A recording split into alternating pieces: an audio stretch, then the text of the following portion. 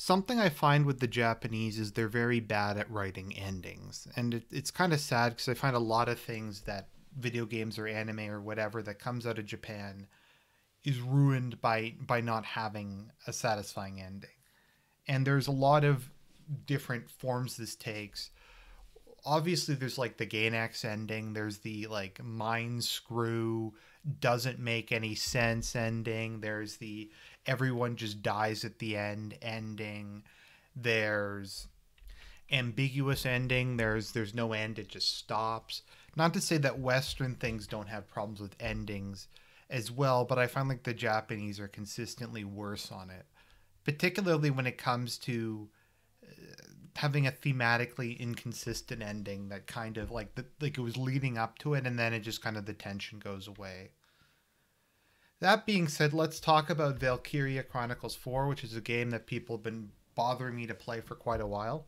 And since I got my Switch, I can play it on the train. So I'm most of the way through the last mission, but I feel like I've gotten far enough to review this game.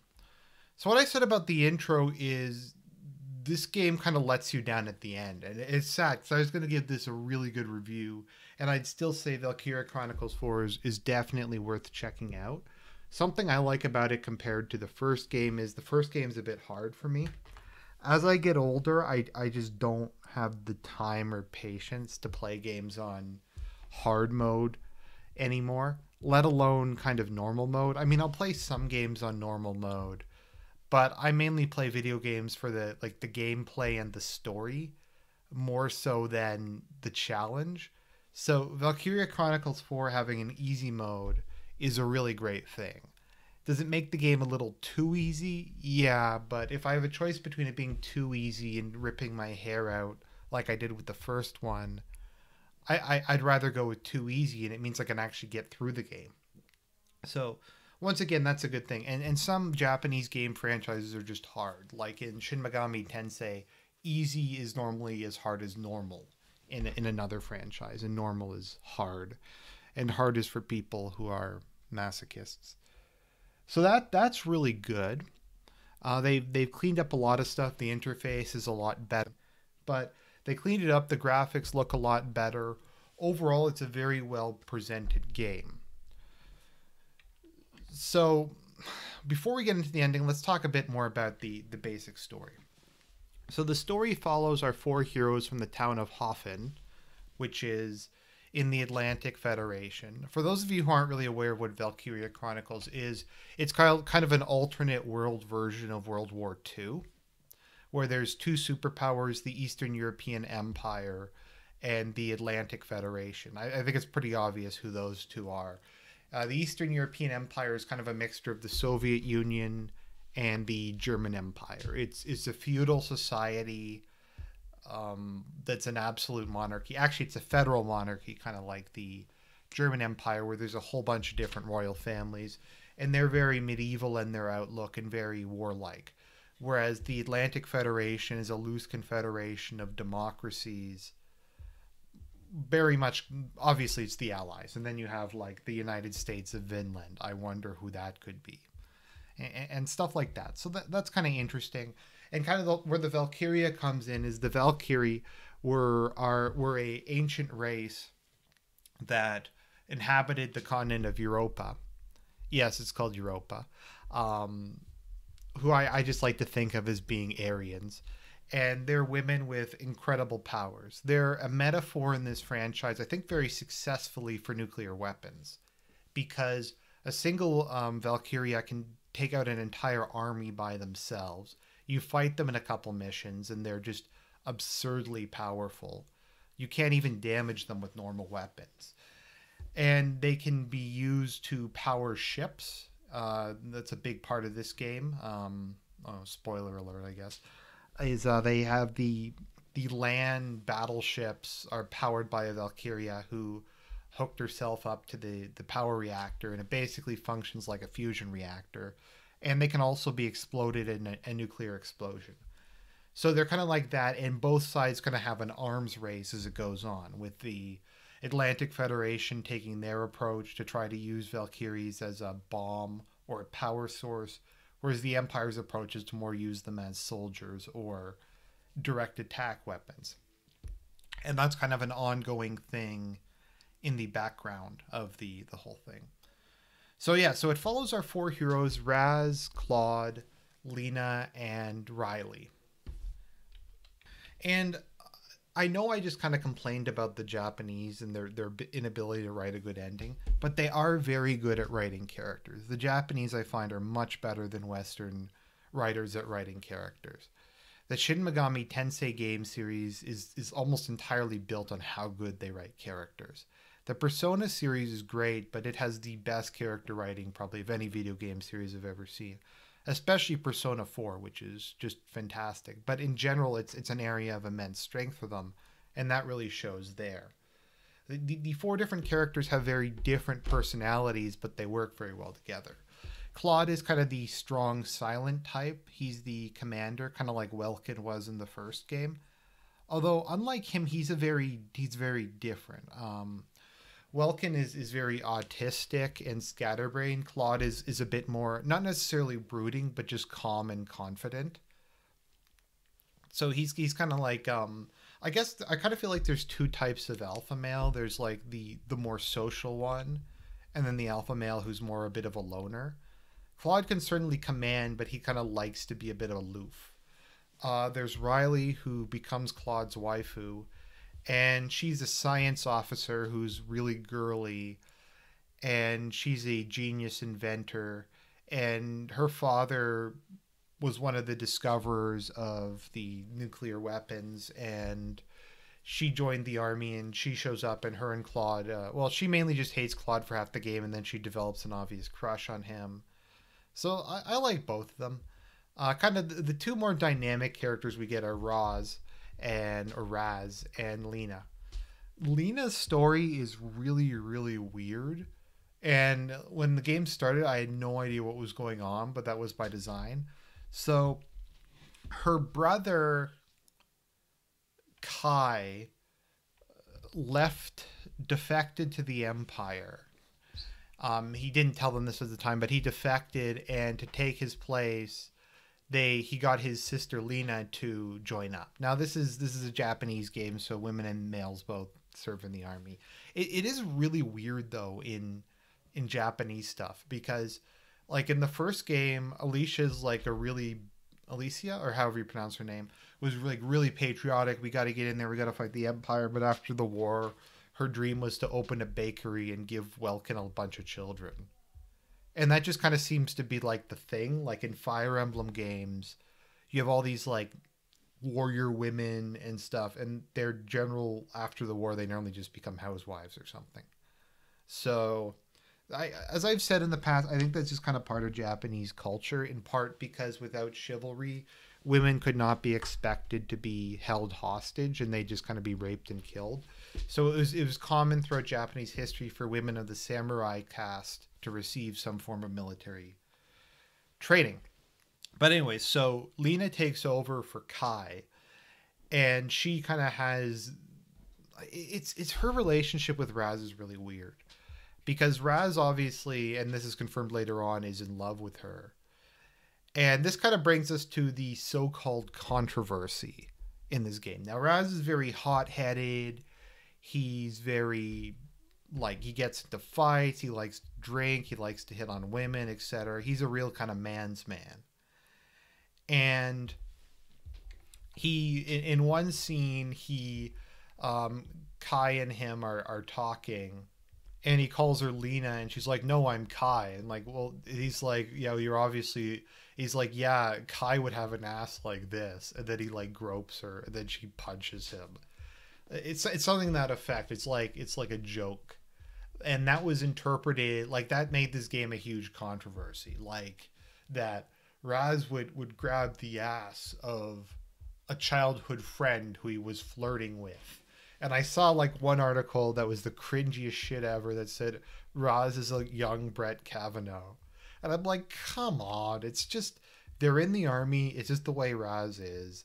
It's just like a harmless joke. It's people can't take it. Like people are like super upset about it. They're like saying this game is terrible. You can't play it.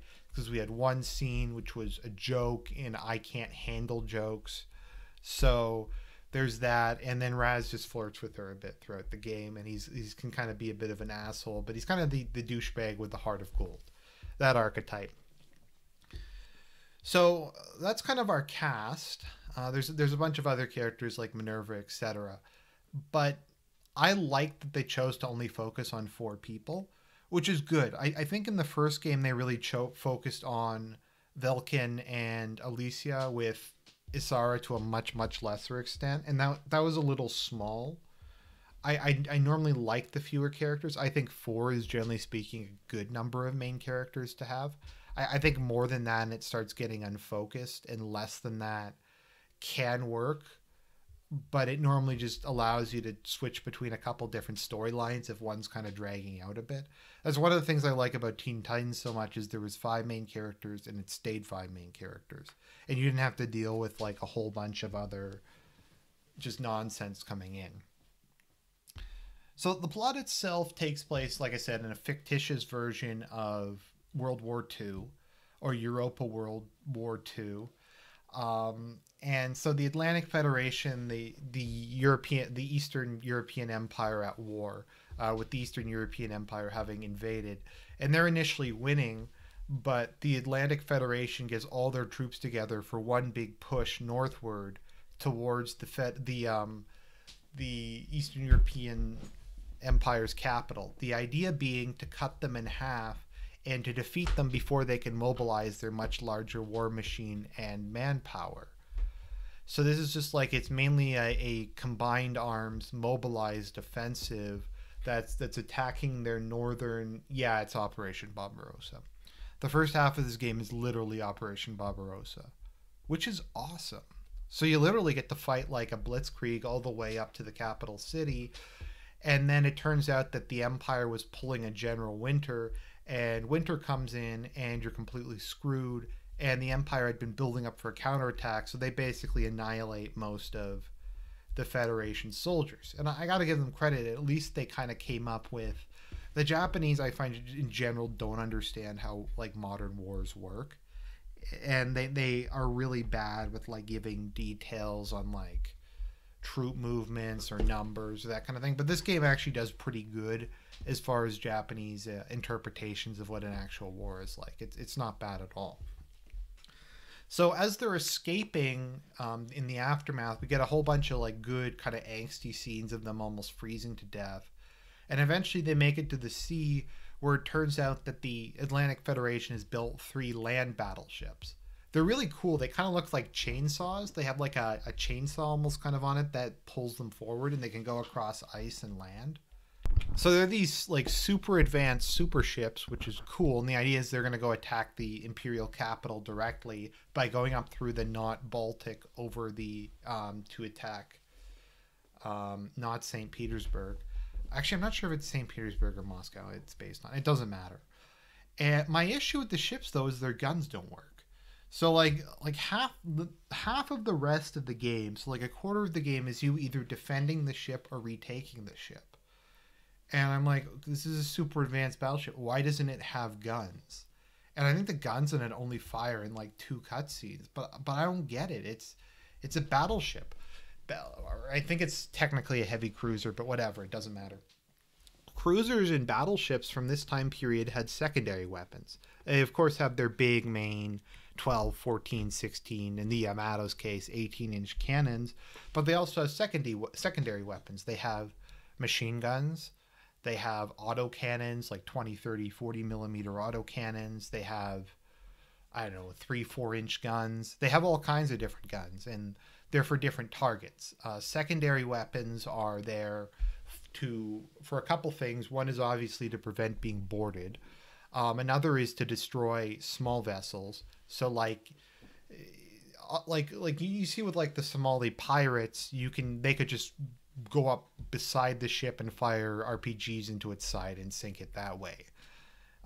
There's something very similar to that, which is a torpedo boat, which is just a small boat with torpedoes, and torpedoes can sink a ship of pretty much any size. So you have a whole bunch of small rapid firing guns that can take down those targets, because obviously you can't hit it with a cannon. because cannons, like the main guns, take a very long time to aim. They're very inaccurate, and they're fired over a really long range. So they have all these secondary, but they never fire them. Like normal infantry are able to just walk up and climb up on this ship, and it has no means of defending itself. And it's like, what's the point of this super advanced battleship if it can't even fire its guns? And I get I get why, but it's just, I would have liked some sort of explanation for it. But anyway, so yeah, it's like a fusion powered battleship. As we find out later, there's a Valkyria who's powering it. Her name is Angie.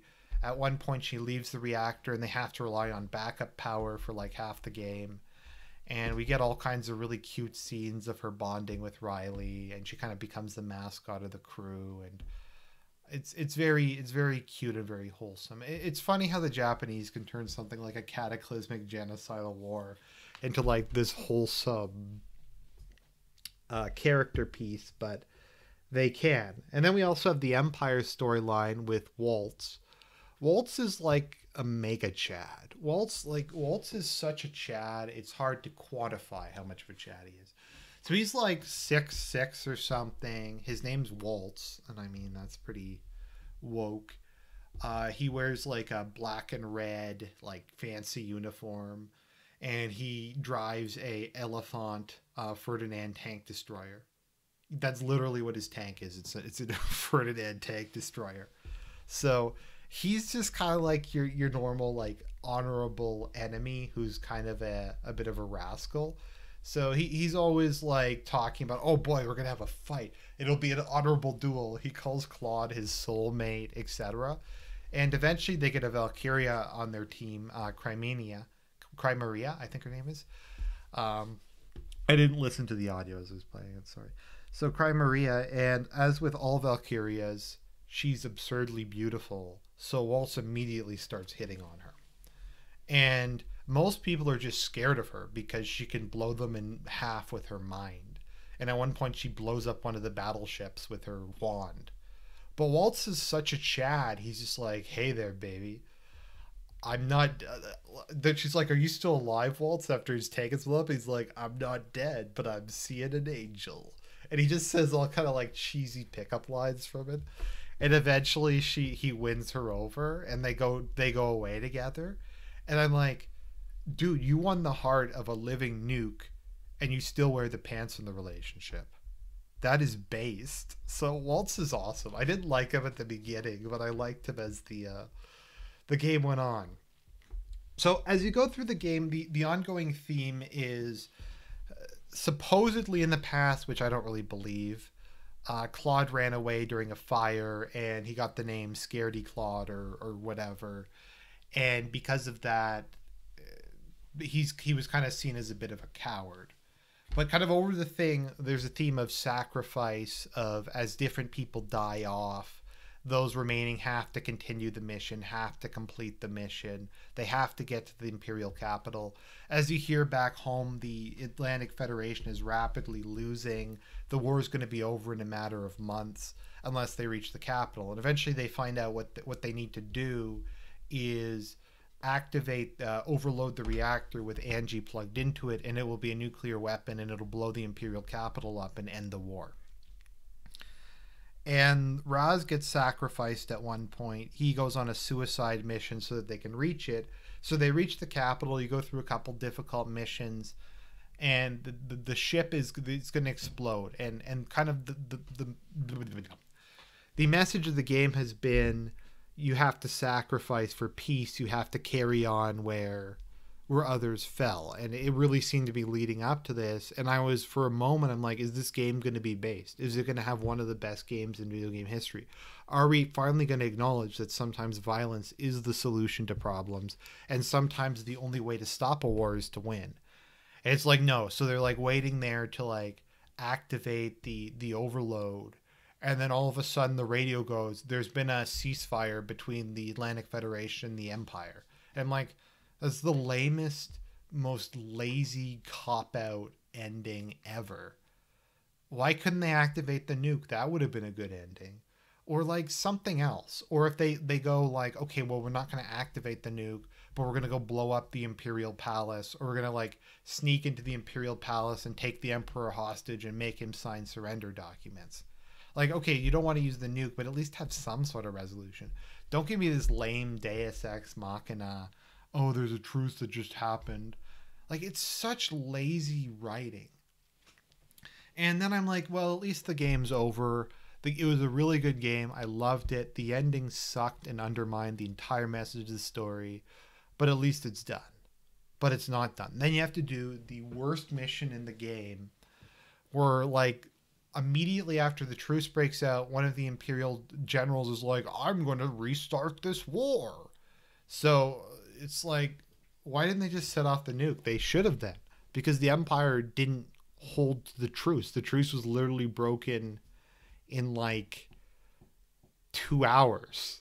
Actually, it was less than that. It was broken in like 30 minutes. It's like, okay, so you lost your chance to win the war. So is this just going to restart and then you guys lose? The Empire at this point has no like incentive to step down. Or another ending they could have had is they threaten the Empire by holding their capital city hostage and get them to agree to the ceasefire. Like, that would have been better. If they say, look, we got a nuke here. We want you to stop this war or we're going to set it off. And then the Empire agrees to stop. Like, that would have been a good ending too. Just so long as it's not a Deus Ex Machina that takes all agency away from our heroes and makes all their sacrifices completely irrelevant. I just thought of like 4 or 5 better endings. But anyways, this last mission is fucking terrible. The general guy shows up and he like takes your battleship and he hooks it up to his submarine using harpoon cables, and then he starts dragging it underwater, and you have to do like this bullshit where you get on the ship and you like blow up the harpoon launchers, and it's just really lame. It's just atrocious. And I almost just like, I figured out how to do it. Like, it didn't take me that long to figure it out, but it's just tedious, and it's not like any other mission in the game, really. And it's just like, can we just have an ending? Like, do we have to have this shitty after the credits, unnecessary epilogue part? And the answer is we do, because it's a Japanese game, and we couldn't just have an ending. We have to have like this crappy epilogue. And I feel bad because I love this game. I love the gameplay. I love the characters. But the ending, and maybe that's just because I'm reviewing this after I finish it, just really, really irritates me. Anyways, that's my review of Valkyria Chronicles 4. Definitely pick it up. I really loved it. It's a great game overall. And I'll talk to you guys